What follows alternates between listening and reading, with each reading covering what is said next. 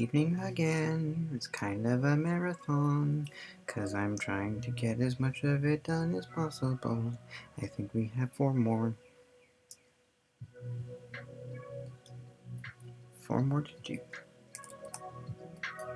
This one has a voice that people have heard before, if you've heard search.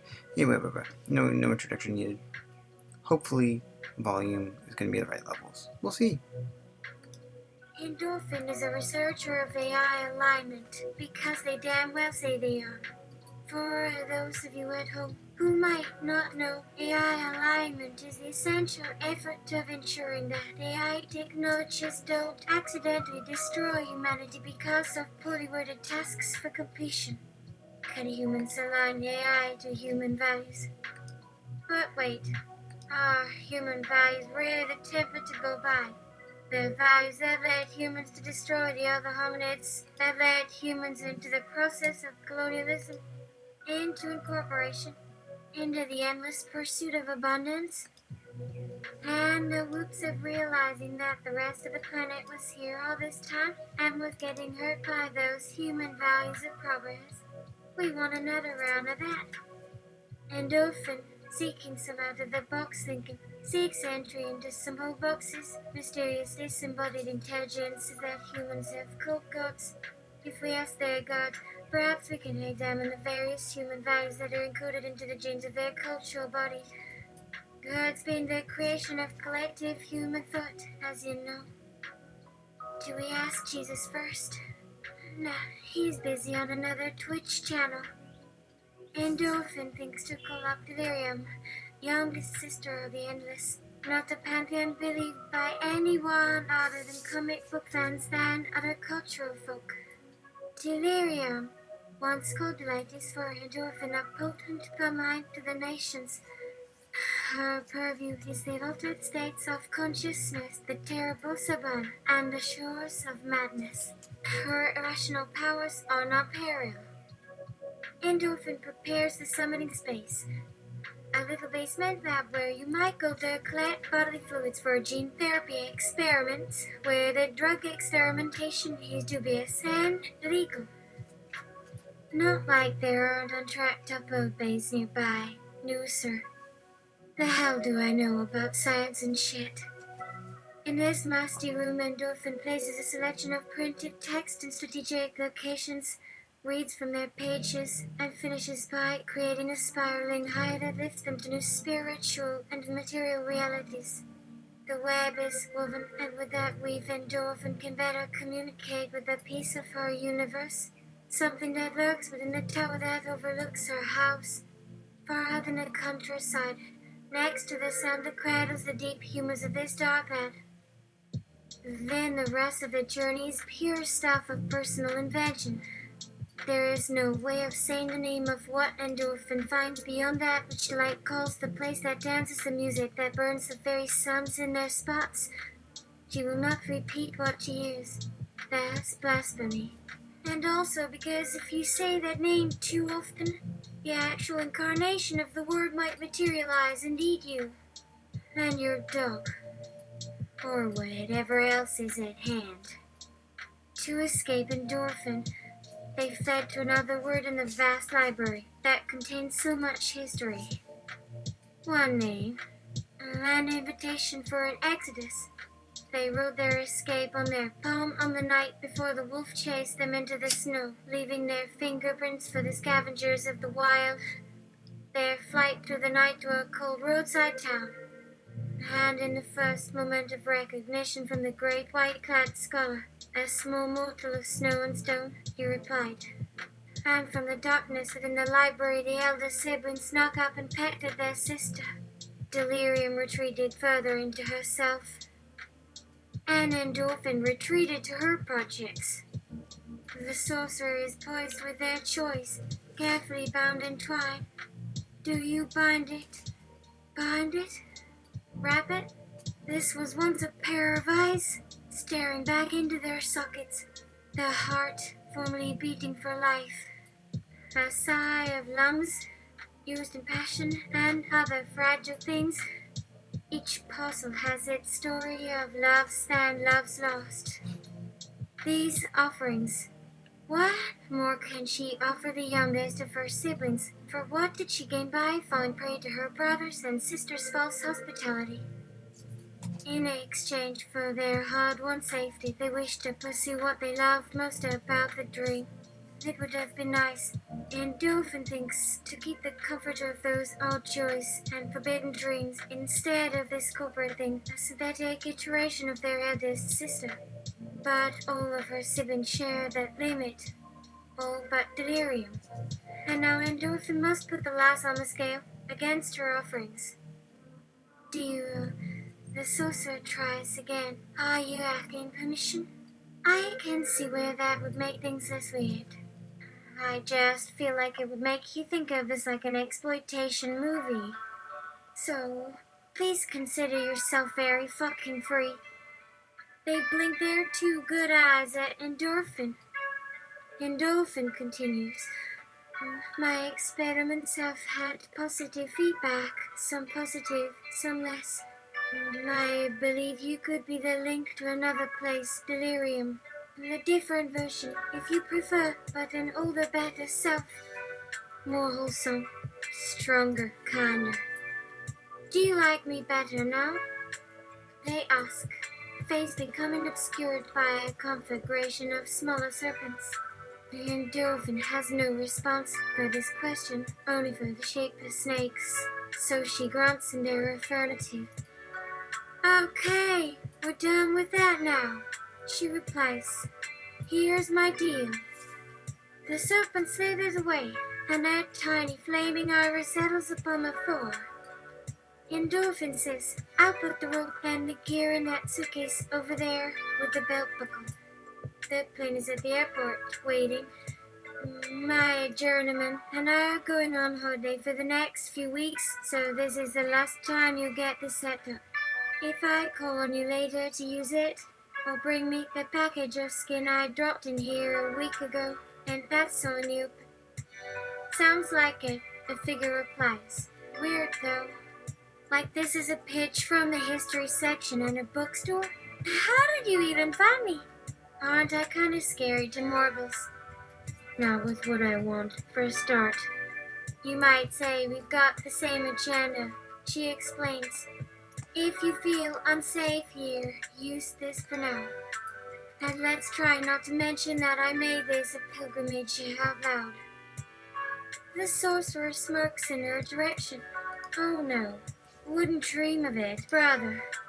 Can you leave it to me for a second? I want to open this now. Oh, a gift from Endorphin. Why, I should accept it. Endorphin pauses to look up and down her length. Can you take off the mask and all that and give it a go, then? Or will you break all of the locks at once while wearing the magical invisibility or something? Invisibility! As if the figure cracks their knuckles and swings their leg forward. There's a short and ringing noise, followed by a rattling thud. A port in the side of the suitcase pops open, and from within the clattering echoes out a portion of rope and a glass bottle of human bodily fluids. The bottles clank into each other for a moment before coming to rest. The pocket knife sails after them and smacks into the wall, sending it spring unspooling and slashing into the mortar. The lid is set with a last bang. The sorcerer waits, saying nothing, with no features showing besides the pinpoint of light that stares back. Endorphin hands them a silk handkerchief to clean their feet and remove the rubble that skitters about on the concrete floor. Endorphin taps on her mobile device for a moment before replying. Got her wrong. Are you in the building? It might be easier to guide you out from there. They wiggle their mask towards the stairs. Endorphin follows the masked sorcerer, still communicating via text messages until they find their way outside. They emerge into the lamplit air, taking in a muffled whir and crackle of the lights in the alley. Endorphin thinks about what she just did, what the repercussions will be. Then, thinking back, She smiles and remembers a human phrase. I'm not supposed to be making friends, but they didn't exactly make a habit of saying no. The sorcerer packs up a suitcase and sneaks to a back entrance. The buildings here were designed to house expensive servers for some giant computing enterprise. They worked well for this purpose. A short jog on the road brings the two of them to the parking lot at the private terminal of a local flight cabin service. They hoist the suitcase into the back end onto a moving trolley. They unbuckle the belt and pull a familiar patchwork fabric and cuff bundle out. They change into the new attire. They check on the guest payment and boarding pass from the sorcerer's cloud access device. A slightly corroded magic 8-ball with an impact stain around the phrase. Whatever will happen happened already. Nothing bad will happen. You'll do great with whatever is next. Remember, one choice at a time. Then the sorcerer continues down the path, meeting up with the hostess at the airline ticket desk, as instructed by a pinning note from Endorphin. In minutes, the sorcerer is strapped into the booth of the regional aircraft, enjoying the sweet smoke of peach cigarettes and a display of holodrama with subtitles in 8 languages. And then the tinted bus above them shines over the slit space passage between worlds as the clouds light up with flashes of nebular lightning. In that cloak of darkness, Endorphin indulges in one more gift from the sorcerer. A hypodermic syringe of clear fluid and a black mug, shaped like a hooded skull. It fits easily under her glove. While this excerpt of a fictional work takes place within the pages of the Penitent's Edge. Mosaic. The truth about this entire series can be found in the collection called Mosaic Pattern.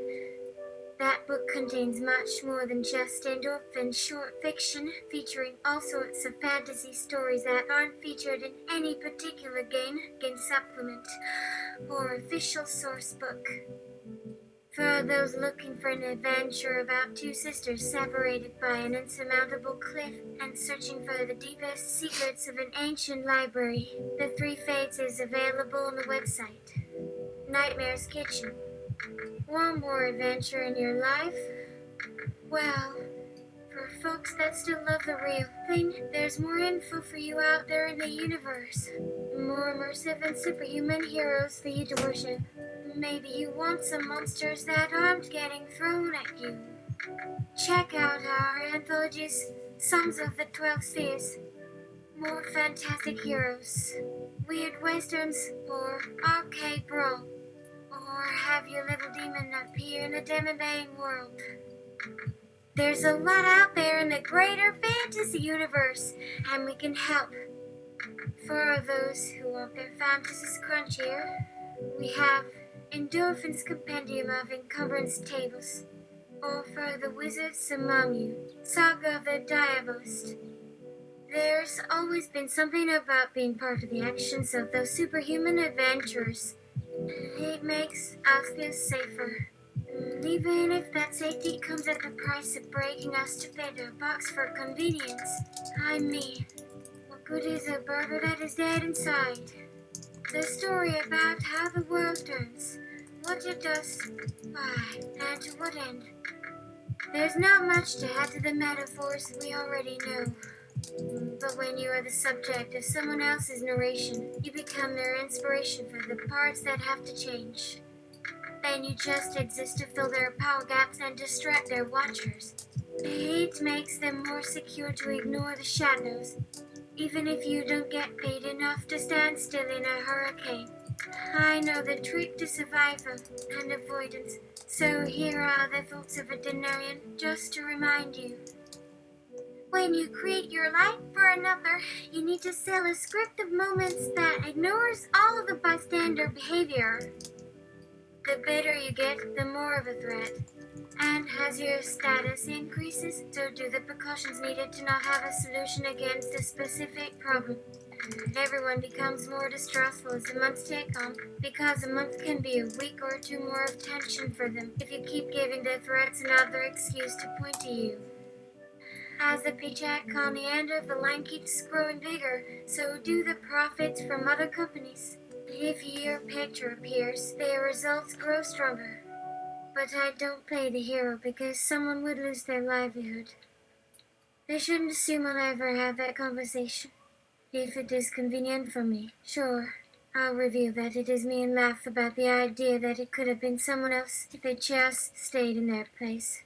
I would wait until I see them blush and stay calm, like an impostor, to share my laughter and quip, and to establish the motivation to explain the kill to them, since that might lead them to conclusions that require my assistance to reach.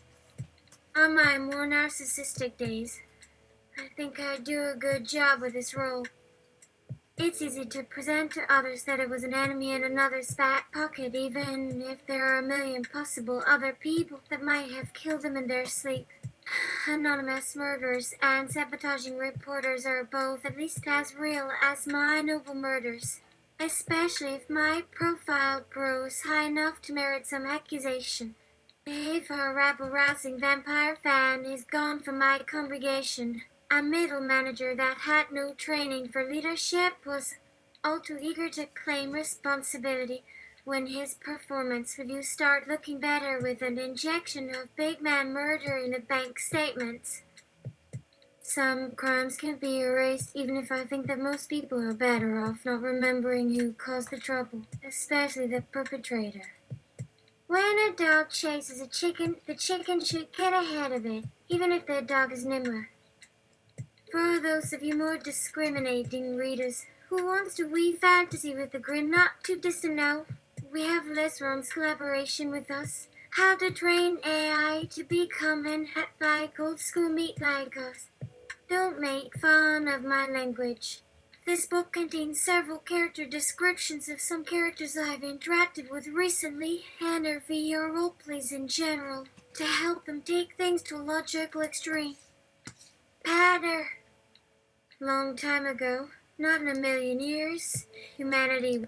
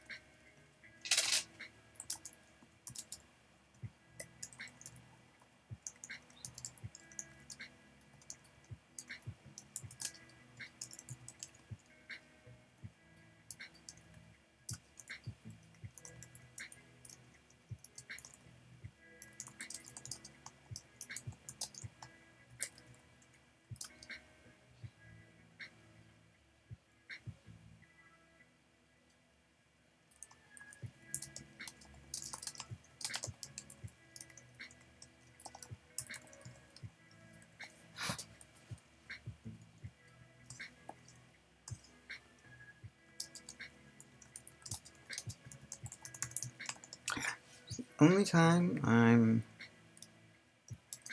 letting dead air happen because I want to see how this works. Giving you a breather.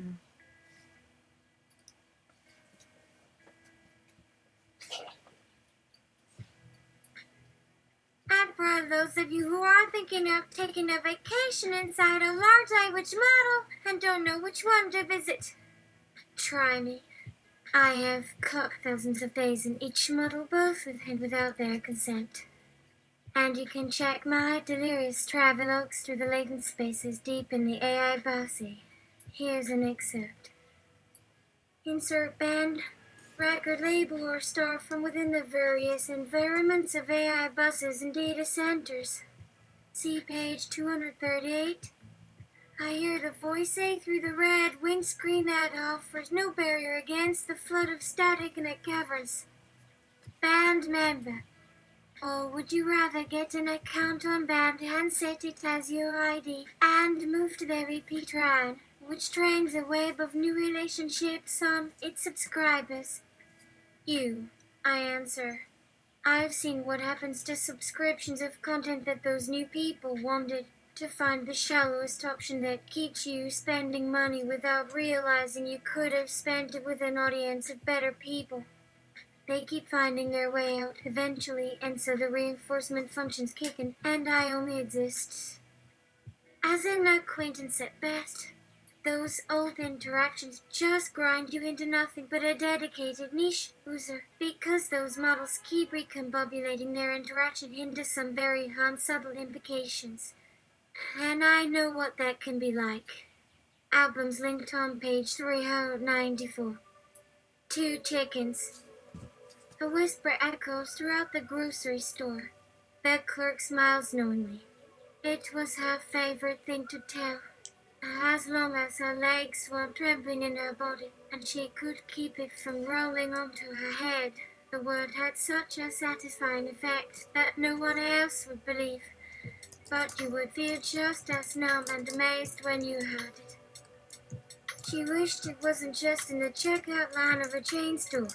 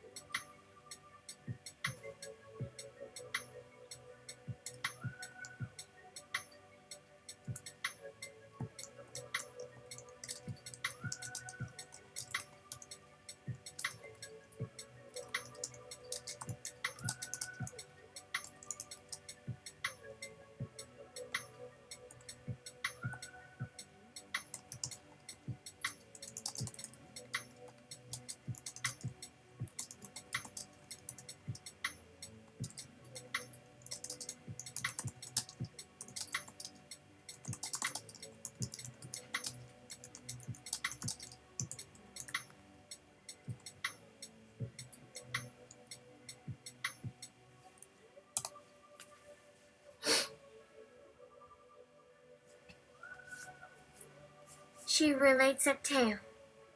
A chicken burst into the other chicken's office, who was a chicken's agent.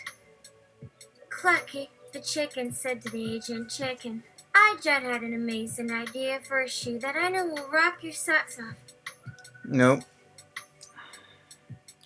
Typos, typos, typos. For a shoe.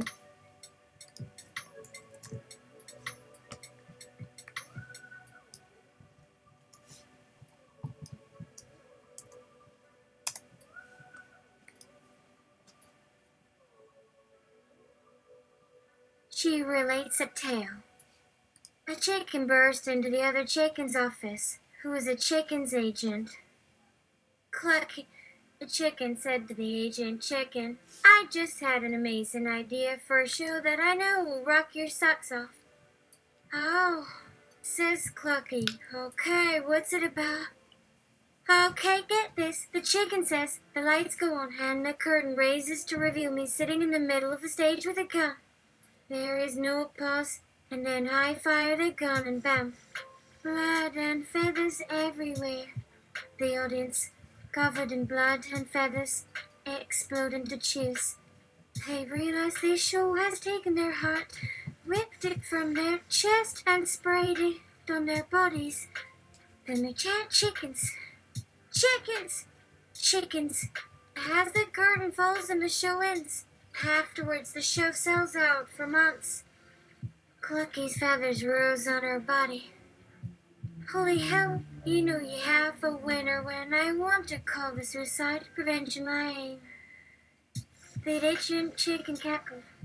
Your publicists would lose their heads, Cluck. So let's call them right now. By the way, you don't mind if we ask them if they can fit you in sometime over the weekend. The tickets will be complimentary. And so it was decided. We just sold the chicken, ladies and gentlemen. Said the agent. Can we please have a round of applause for Mr. Chicken, starring Chuck the Chicken? I will now hand the mic back to our dear client. Well, the chicken started. Yeah. This will be the first thing to happen. Thank you. That's all. Thanks, everyone. The show took place that night in the nearby downtown area, just next to the empty cinema. Everyone attended the show, their hats filled with yellow, fatted corn with white pieces, along with many empty bags, and almost everyone smelled of the processed aroma of ketchup and greasy nuggets. All their teeth gleamed with a greedy thirst to eat what they thought would make their world burn a little brighter. The hat in her hand shook violently, as did her leg and her wings, the weight of her pants seeming to cling more onto her neck than ever. But it was an incredible experience to make her friend. One of many people she would smile. Her mother, who had sacrificed the cost of her plastic surgery to get plastic surgery and donate all of the surplus to charities to support victims of disasters, and even funded their mission for years, had attended, just like all of her friends who had suffered a shock. But what else was more important than what mattered most to your family? A piece of cardboard held by the cluster of fingers in front of the standing wall that would forever be marked as belongs to local chicken. But the most exciting moment in the night came during the show. At that point, Chuck had prepared for a series of lines to ensure a degree of discomfort to her audience. As she started her first speech, she explained that, although it might seem uncomfortable for some, but she hoped it would not, she wanted everyone to really have an unforgettable moment. The rest of the words that fell from her beak would be said in a rapid tone of excitement and passion. Then her jaw unhinged and began to drop on the stage floor, along with the contents of her stomach. She coughed a few times before launching the brown mess to fly across the crowd, while a bell to ring over her head, signifying the beginning of a 10-minute commercial break. A circle of blue dust gathered over the actors before turning into the shades of an artistically depicted man. One was the manager, a male chicken that was labeled as Inspector H for humorous, a leader type and extremely suggestive. The others were dressed as aliens from some different part of space. Their outfits consisted of purple clothing with long white shirts, green belts, and darker shades. The leading hat crisper was dark gray, with the sides of his beak shaven. His tongue moved back and forth from his mouth, and he stood behind her, a silhouette in her view. Then they were moving in close and talking to her, a glare that kept her focused on what the two in her vision said. The more they talked, the less of a bad mood she felt, and a chill would roll in her throat, where she imagined the mixture of a strange rumble from above that kept scratching at her inside as she used to read from her medical manual. A game to ensure that all of the viruses are detected. A stick figure image would illustrate from the monitor of a school library PC that she couldn't imagine anyone caring about now. Instead, it just shows that it still has 18% of the original memory from its former self. Her doctor had already begun to repeat it several times as she waited for him to replace the warning bar in the center of her eyeballs. He taught her before starting the second phase of his technique. The use of electric currents through her skull, running from her toes, making her quiver in response, like a sneaky dinner from the oven when your back is turned. Her sense of her arms became weak, and then there were only a pair of beaks on either side of her neck, and as if she would miss it as she drifted in and out of consciousness. Eventually her awareness lifted her like a blanket to feel a moist liquid beneath her head. The scene now seemed familiar. The vibrations returned with her breaths. With this as her return to reality, her breathing stabilized as the echo of footsteps returned. The odor was unfamiliar, and instead the reek of fries was intertwined with a noticeable pinch of you, a constant irritation to her sense of smell that even with her nostrils tight as the nose hair scraped the inside of her nasal passages. There were 3 beaks at her eyes. She opened them, squinting to focus. And to confirm she wasn't looking at another pair of breasts, it seemed she had seen them in dreams. Instead, they were faces, their cheeks dripping with juice, and all over the glass pane of the dessert display. You were, they said, one to another. She sat up and sighed, for what it meant was inevitable. It wasn't just some silly trip down memory lane. Not anymore. She didn't want it to be a happy trip. Instead, it had become her least favorite pastime, except for the common choice of throbbing pain between her legs. It was to join with a few of the female chickens in her home, on a bed where the cheap covers could stink up her sheets at least 2 to 3 times before they threw themselves back onto the pavement, away from each other's wings. Instead of using the living room, she preferred to embrace the hands of the bananas. Some might disagree that this was as acceptable, but the release was intense and soon followed by the endorphin rush and that unreasonably natural grin that crept from their beak. Awesome was usually the most used response. Sort of disgusting. And the last line. Better than any kind of weed you can imagine. In the week that had passed, the cast of the chicken show had retired to the boarding home where it was cold as the havoc created by a delusional sort of a ghost chicken. At first, they enjoyed the routine of television programming, watching documentaries, soap operas, and cartoons. It became so depressing, however, that they changed the channel, only to be replaced with something even more boring. Even then, there was still time for jokes, which amused them all, especially since she had become a dominant personality. In the dining hall, the most significant humor came from their dressing down as they ordered takeaway for an instant. Or as she put it, flippin' flavor of fuffy for your Afwiki's deedy weedy.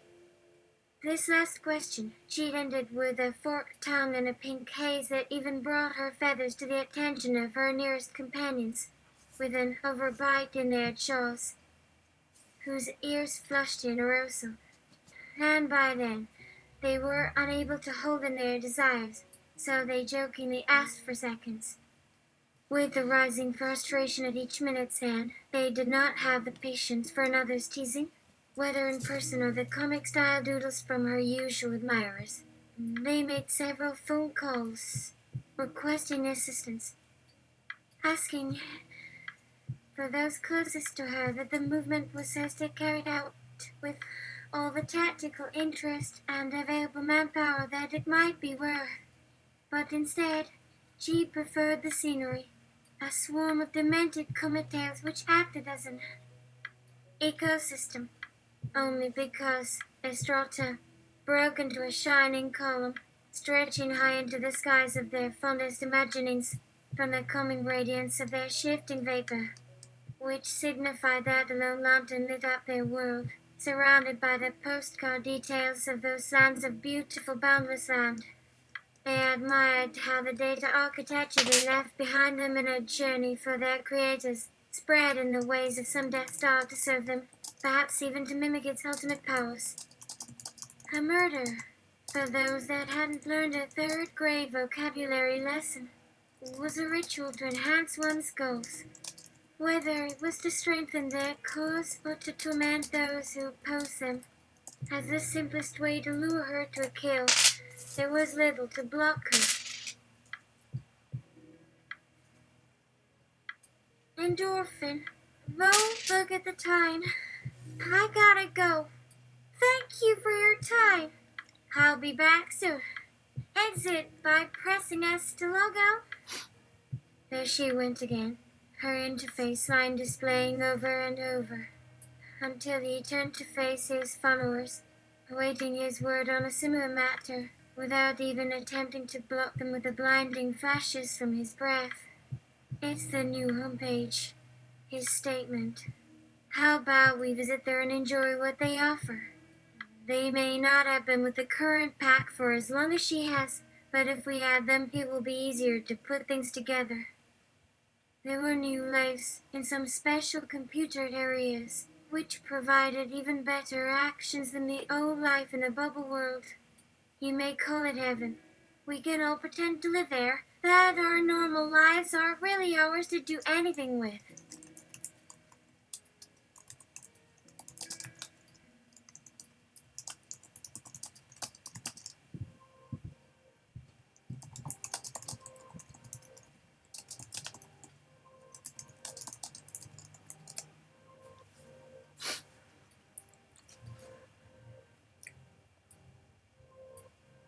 Endorphin held that thought as he slept the scenario and banished the space.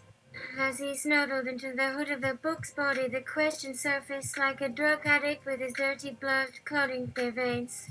For every surface, their vast and a universe became full. There were people waiting. An impossible wish. A hunger for more power. How they fed on themselves. Each turn in their skin becoming a salient pressure to learn what else they were. Each and every piece. It wasn't any different than how a marionette works. Now, you pull on the thread that juts out to indicate a location. That puppet has some fat cells, as you recall. It fills itself in with excess calories. I mean, look at your fingernails, the softer layer under the skin. You can wiggle it from inside your flesh. Whoa.